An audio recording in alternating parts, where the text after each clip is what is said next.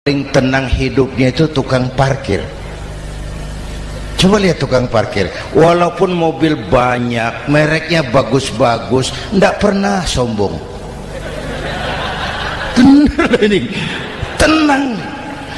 Nanti mobil pergi satu demi satu, habis sama sekali, dia ndak sedih. Tenang. Mobil banyak ndak sombong, mobil habis ndak sedih. Apa rahasianya? Ternyata, nih tasawufnya di sini.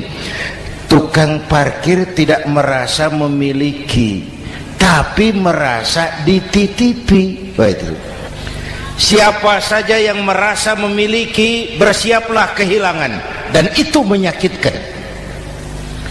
Tapi kalau merasa dititipi, jabatan, harta, anak, istri, semua titipan, hiduplah seperti tukang parkir. Pertama, titipan tidak boleh bikin kita sombong. Dititipi kok sombong, tidak pantas. Ya, Pak Zainuddin titip mobil ya, silakan. Yang punya mobil pergi, saya petatang peteteng. Tidak pantas dititipi kok sombong. Ada orang dititipi jabatan oleh Allah sombong. Dititipi sombong. Ada enggak pejabat sombong? Ada, namanya Fir'aun. Itu pejabat-pejabat sombong anak buah Fir'aun semua. Dititipi harta oleh Allah, jadi orang kaya sombong, sama tetangga ndak mau kenal, orang lain kecil semua, jalan ndak injak tanah, kuntilanak. Yang kedua penting, titipan harus dijaga baik-baik. Kalau tidak, yang nitip marah.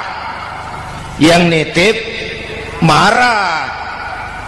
Pak, titip sepeda motor, silakan. Waktu diambil sepeda motor, kaca spion pecah, knalpot hilang, bemper hancur. Marah enggak yang nitip? Marah. Saya kan titip, kenapa enggak dijaga baik-baik? Dititipi harta oleh Allah, jadi orang kaya, supaya bangun pesantren, bela yatim, santuni yang lemah. Pelitnya 17 setan. Yang nitip marah. Dititipi jabatan oleh Allah, isinya korupsi saja, yang nitip marah. Nah, saya mau kasih lihat sekarang, Allah titip Indonesia. Allah titip Indonesia. Hai rakyat, ini Indonesia, aku titip, kata Allah. Ini negara besar dan kaya. Titipan ini ditebus dengan keringat, air mata, darah, dan nyawa. Ini bedanya. Malaysia memang merdeka, tapi diberi Inggris. Singapura merdeka, diberi Inggris. Indonesia merdeka, keringat, air mata, darah, dan nyawa. Ini negara aku titip, kata Allah. Ini negara besar dan kaya. Buminya subur. Di atas perut buminya segala tanaman hidup. Di bawah perut buminya ada gas, minyak, batu bara. Lautnya kaya, hutannya kaya. Kekayaan negeri ini harus digunakan bagi sebesar-besar kemakmuran rakyat. Itu amanat konstitusi. Disalahgunakan, dikorupsi, yang nitip marah. Yang nitip marah. Kalau dia marah, dia suruh makhluknya yang lain negur. Siapa? Merapi,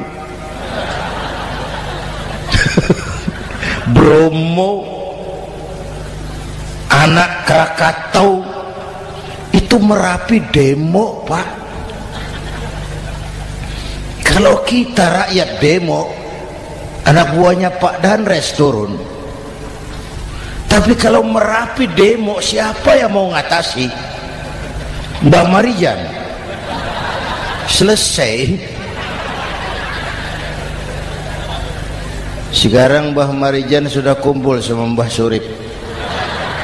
di alam barzah dia sudah ketemu dia. Kata Mbah Surip, tenang Mbah Marijan, tak gendong, aman sudah. Aman sudah. Saya mau bilang Merapi itu makhluk, Krakatau itu makhluk, Bromo itu makhluk. Tidak mungkin makhluk bergerak dengan sendirinya, pastilah ada yang menggerakkan. Maka baik-baiklah sama yang bikin angin supaya bertiupnya sesuai keperluan. Baik-baik dengan yang bikin air supaya datangnya sesuai kebutuhan. Baik-baik sama yang bikin gunung supaya meletusnya pelan-pelan.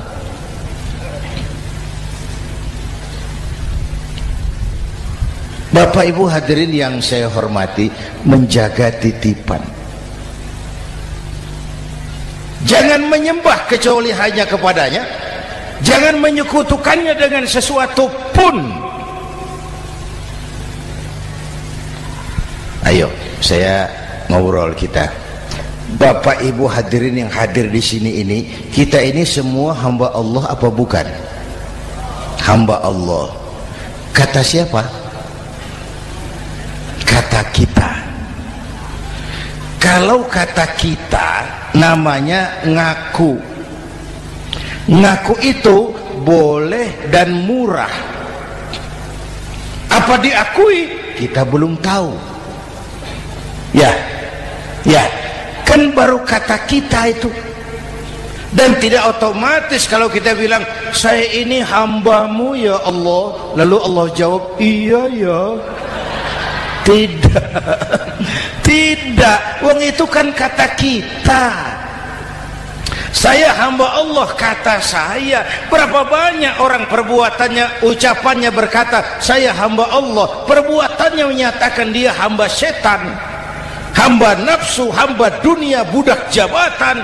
Tidak sesuai ucapan dengan perbuatan. Jadi hamba Allah tuh nggak mudah, digojlok, diuji. Coba lihat, yang jelas diakui sebagai hamba itu baru satu yang kita peringati ini, baginda Nabi. Allah mengakui kapan? Waktu menceritakan Isra dan Mi'raj. Apa yang dipakai kalimat? Subhanallazi asra bi'abdih. Maha suci Allah yang telah menjalankan hambanya. Hambanya Muhammad itu hambaku, aku jalankan dia. Allah mengakui. Kapan kalimat ini turun? Setelah Nabi digojlok, ditempa, digembleng, diuji, difitnah, dicaci maki, dilontari kotoran unta, sahabat-sahabatnya dibantai.